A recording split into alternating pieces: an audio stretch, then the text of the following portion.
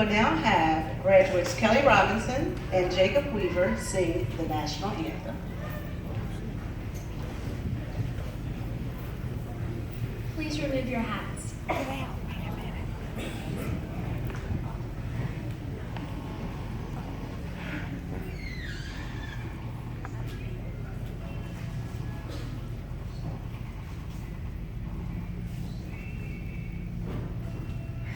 Oh, say, can you see by the dawn's early light what so proudly we held at the twilight's last gleaming, whose broad stripes and bright stars through the perilous fight o'er the ramparts we watched were so gallantly streaming, and the rockets rang loud, the bombs bursting in air gave proof through the night that our flag was still there.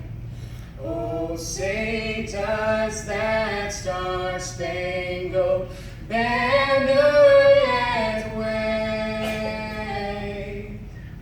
o'er the land of the free and the home of the brave?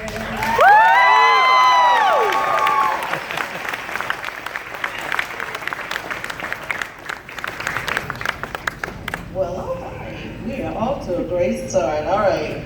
Well, good evening. Graduation. Excuse me.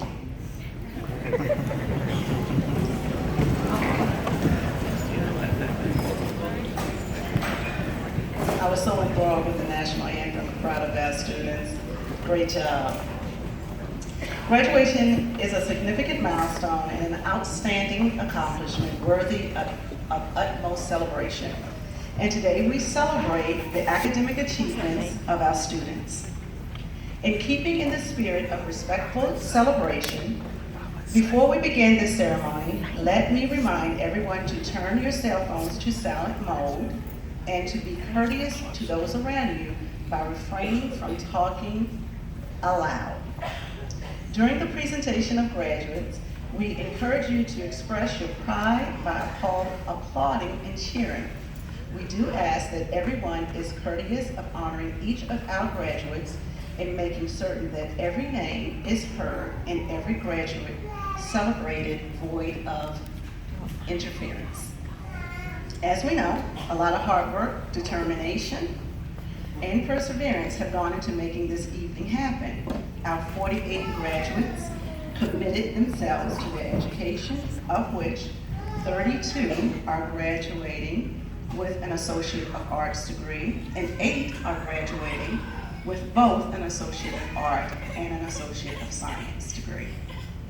And every graduate tonight will either be continuing in their academic pursuit here at Vance Granville Community College, entering a 4-year college or university, or will be enlisting into the United States Marine Corps. We, this community, and all the pillars of this institution have something to be very proud of.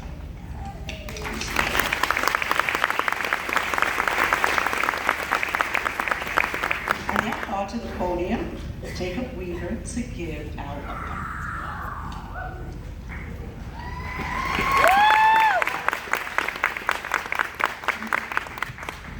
It is my distinct privilege and honor to welcome each of you to this milestone in our lives. Vance County Early College High School Graduation 2017. This evening I would like to welcome our platform guest, Dr. Anthony Jackson, Superintendent of Vance County Schools.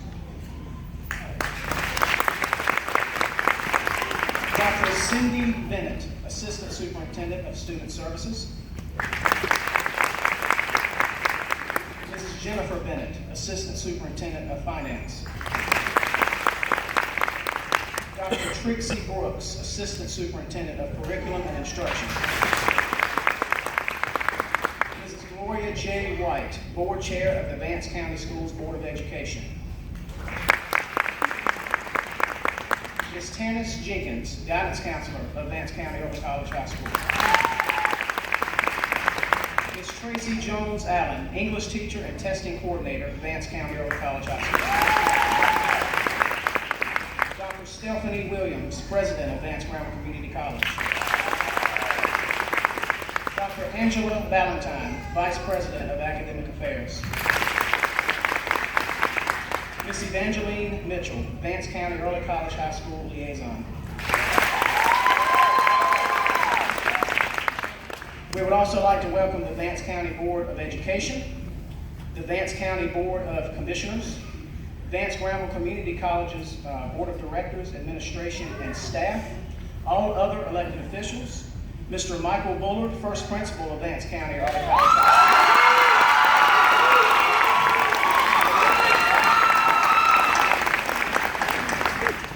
Parents, families, and guests of our graduates, and most importantly, my classmates, the class of 2017.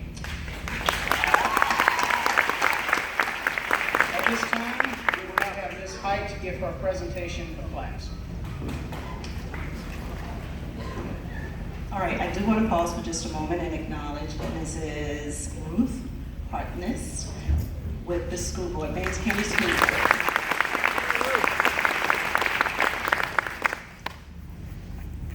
Thank you, Jamaica. I will now ask that Miss Kristen Oakes to step up to the podium.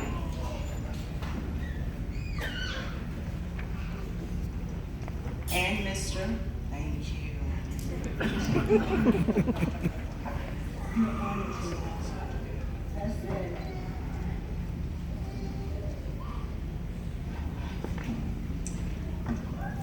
Kristen and Jacob represent our top two students of the graduating class, Vance County Early College High School's graduating class of 2017.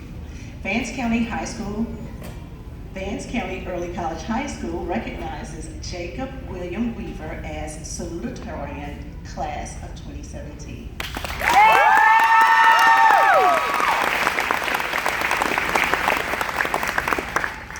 And for Miss Kristen Oakes, Vance County Early College High School recognizes Miss Kristen Rayanne Oakes as valedictorian class of 2017.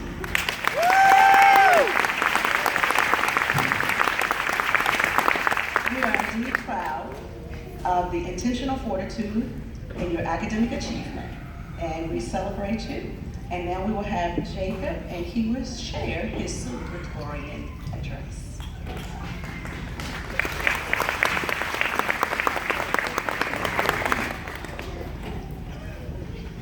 Greetings, everyone. My name is Jacob Weaver, and I am the salutatorian of the class of 2017. Before I begin my speech, I have one thing that I need to address today. Before I say anything else, I would like to take a minute and teach you how to say the word salutatorian correctly. You may be asking yourself, isn't Jacob here to speak about his education? Why is he doing this? Well, let me assure you, I am here to speak about my education. But there appears to be people in the audience today who cannot seem to say this word properly, specifically my very own parents. You see, being a salutatorian is important. It's an honor. This moment is so important that I can't afford to have my parents saying it wrong when they're telling other people what their child has accomplished. You know how parents are. Once their child does something worth talking about, they'll call everyone in the family, they'll tell them all about their child's accomplishments. Or maybe that's just my parents, who knows. Anyhow, when my parents heard that I was graduating as number 2 in the class, they immediately started calling people. And I cannot tell you how many words my parents have made up in trying to say the word salutatorian. I was in my room one day when I overheard the following conversation from my mother. Mama, let me tell you something. You know how if you're number 1 in the class, you're called the valedictorian, right? Well, Jacob, he got number 2. He's the salutatorian. And after hearing that, I thought to myself, you know, I could let that slip by and not really worry about it, but I worked too hard this year for my parents to mispronounce my title. It's my title. And so I called in the other room, Mom, it's salutatorian. And so she corrected herself. I'm sorry, Mama, Jacob said it's salutatorian. And so I said, thank you. And I thought that was the end of it. You know, all is well now because they know how to say it properly. But then my father came home that same day. You can already tell where this story is going. Once again, I heard a phone conversation in the next room.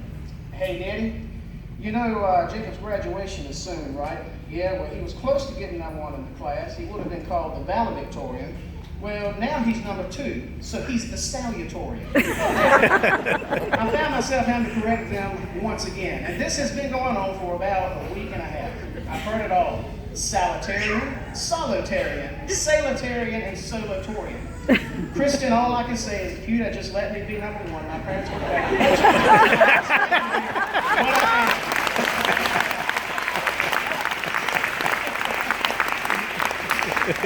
So I will repeat myself one last time for my very special parents. Greetings, my name is Jacob Wheeler, and I am the salutatorian of the class of 2017.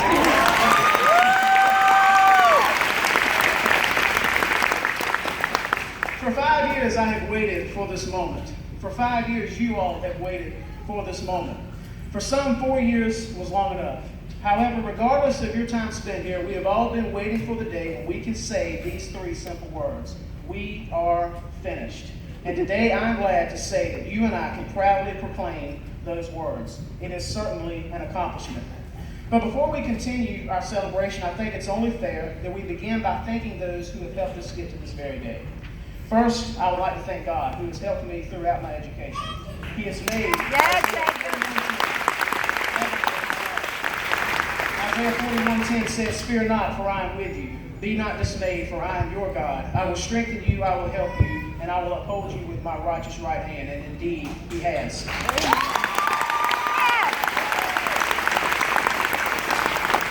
We have been blessed here at this school with wonderful teachers. Teachers who didn't teach only to earn their check. Of course, money is important, but our teachers here at the early college desire more than that. Our teachers have inspired us. They've pushed us to be better than average. They taught with a genuine care for their students, and that care was evident in and out of the classroom. Our beloved teachers that are still here will continue to inspire the students behind us. However, let us not forget the many teachers who have moved on to inspire others at other wonderful schools. We can never thank our teachers enough for the impact that they have had on us.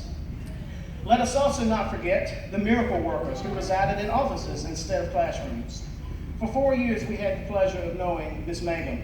Miss Mangum is one of the least selfish people I've ever met. Everything she did was for the students. She was a blessing to this school, and we cannot thank her enough for her work. We are also very thankful for the perfect person to pick up where Miss Mangum left off, and that is Miss Jenkins. Just as Ms. Jenkins said on class night, quote, "I have big shoes to fill," end quote. And I think on behalf of our class, I can say confidently that you have filled those shoes well, and you have been an awesome counselor. We are very grateful for the work that you've done here. It has not gone unnoticed. We would also like to thank the one who puts the college in early college, and that is Miss Mitchell. Miss Mitchell, you have been a tremendous help for us at the early college. Without you, we definitely would not have made it. You have been the connection of the high school to the college, and you have certainly been a necessity for this school. So thank you for your hard work. Thank you for your hard work and all that you've done for the early college students. And then there is the one that the yearbook described as the glue that holds our school together, and that is none other than Miss Gupton. I believe I can speak on behalf of our graduating class and saying that statement is 100% true. Where would this school be without good old Miss Gupton? She is more than just a staff member of the early college. She is one of our best friends. At this point, we would normally thank one principal. Instead, our class has 2 amazing principals to thank today. Mr. Bullard, our class can never thank you enough for the amazing 4 years we had with you. Know that your work here has not been forgotten, and neither has the classic howdy one could hear each morning when arriving to school, or the loud clink of boots that could be heard coming down the hallway, and I mean way down the hallway. So, Mr. Bullard, thank you very much for being dedicated to the students of the early college.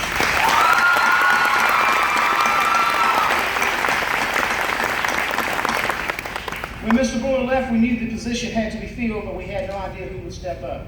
Thankfully, Ms. Height was willing to take that place. So Ms. Height, although we have not been able to know you for 4 years as we have, Mr. Bullard, we are very grateful that you took this position. Thank you for stepping up and leading our school. We wish you the best in your continued years of service to the Vance County Early College. And lastly, we need to thank the people who do not always get the gratitude that they deserve, and that is our parents. I can personally say that my parents have been a tremendous help and support in my education, and I am very thankful for that. I know that many of you feel the same. Our parents are here to encourage us when we feel like quitting, help us when we feel helpless, and guide us in the right direction. After all, your parents that are sitting behind you right now are not here out of obligation. They're here tonight because they're proud of the young men and women that you have become. So tonight I want to make sure our parents get the big thank you that they deserve. So parents, thank you for being there for us.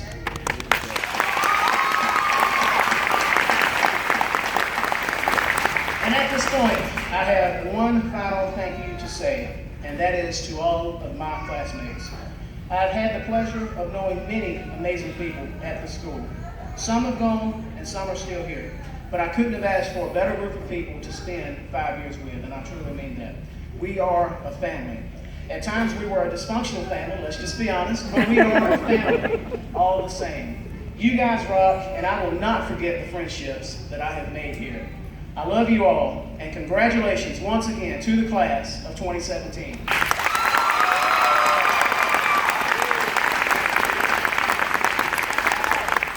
I now call Ms. Kristen Oakes to the podium to give her valedictorian address.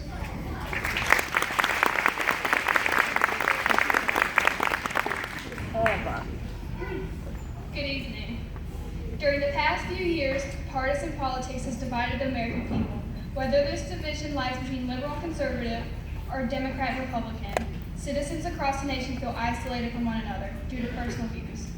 These feelings of isolation culminated most recently following the 2016 presidential election, a contentious fight that left America in tatters. Although our nation is in a state of disarray, the class of 2017 remains strong and unified.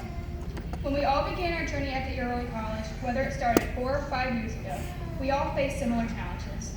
We came in with few friends, had difficult times finding our classes on the top floor, and had an even harder time finding the classes, let alone the building, floor, and hall of our single college class.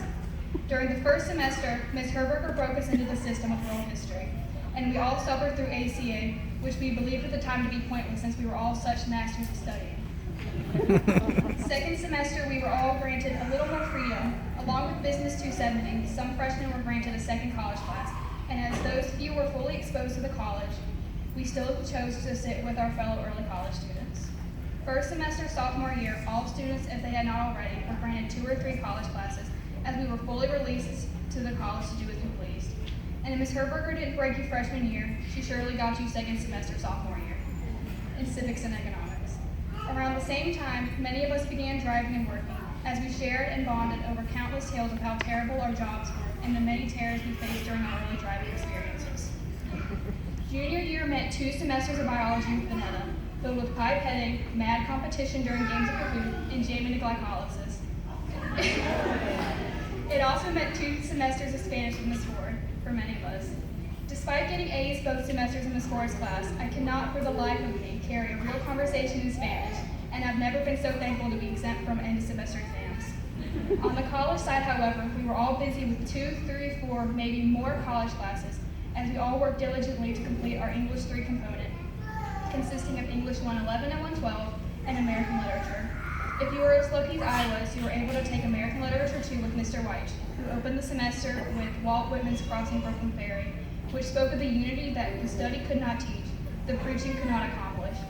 By the end of the year, we had all become self-proclaimed experts of what college classes and professors to take and which to not, as well as how to successfully pull off an all-nighter.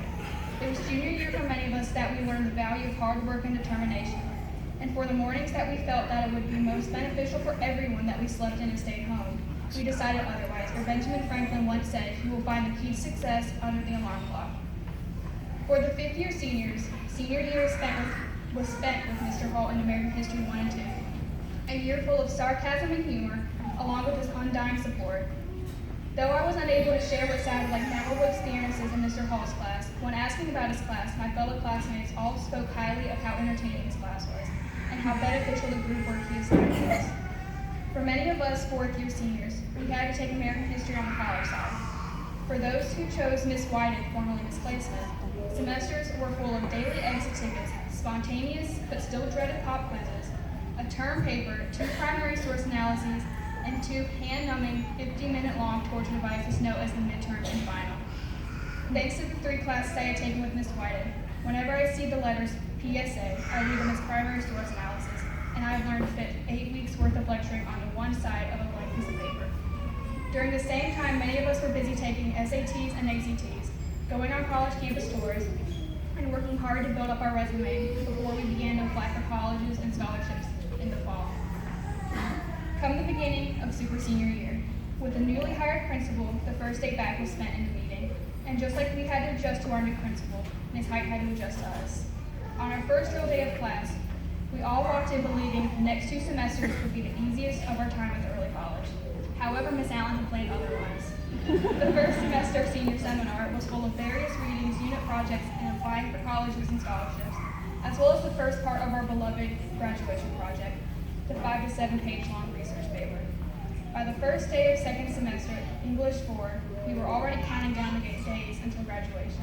The semester focused on various readings, unit projects, and the final steps of our graduation project. As many of us had become fully involved with our graduation projects and the internships associated with them. By the end of the process, we were all experts of our subjects, giving phenomenal presentations of our projects. At the same time, many of us were finishing up our final college classes, many of which included our remaining college math and science requirements. And at this time, I'd like to read stanza 5 of Walt Whitman's Crossing Brooklyn Ferry. Does this look familiar? What is it then between us? What is the count of the scores or on hundreds of years between us? Whatever it is, it avails not. Distance avails not, and place avails not. I too lived, Brooklyn of ample hills was mine. I too walked the streets of Manhattan Island and bathed in the waters around it. I too felt the curious, abrupt questioning stir within me. In the day among crowds of people, sometimes they came upon me. In my walks home late at night, or as I lay in my bed, they came upon me. I too had been struck from the float forever held in solution. I too had received identity by my body. That I knew I was of my body, and what I should be, I knew I should be of my body. As this school year comes to an end, we are all busy receiving job offers, scholarships, and college acceptance letters, leaving us with the responsibility of deciding what to do with the next few years, decisions that will inevitably shape the rest of our lives. As we embark on our individual endeavors, remember that we will always be the VCEC Wolfpack, and more specifically, the class of 2017. Through our shared experiences, we have become a family that will carry out our value of unity as we go on our separate ways. Whether our journey to this point has been all we ever dreamed it would be, or a point in which we'd like to improve. Former President George W. Bush once said, "To those of you who received honors, awards, and distinctions, I say well done. And to the C students, I say you too can be President of the United States." Thank you.